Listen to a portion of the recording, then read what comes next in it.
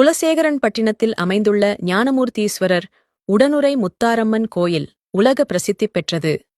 நவராத்திரி விழாவே இங்கு தசரா திருவிழாவாக கொண்டாடப்படுகிறது.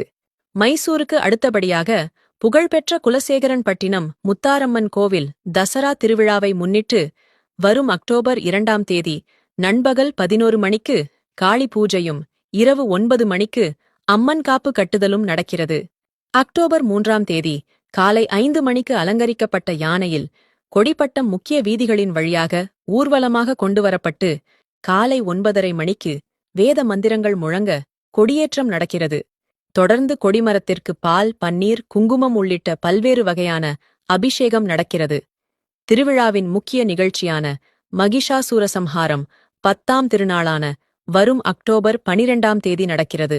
அன்று காலை 6 மணி, 7:30 மணி, காலை 9 மணி, காலை 10:30 மணிக்கு மகா அபிஷேகம், இரவு 11 மணிக்கு சிறப்பு அலங்கார பூஜை, நள்ளிரவு 12 மணிக்கு அன்னை முத்தாரம்மன் சிம்ம வாகனத்தில் கடற்கரை சிதம்பரேஸ்வர் முன்பாக எழுந்தருளி மகிஷாசூரனை சம்ஹாரம் செய்கிறார்.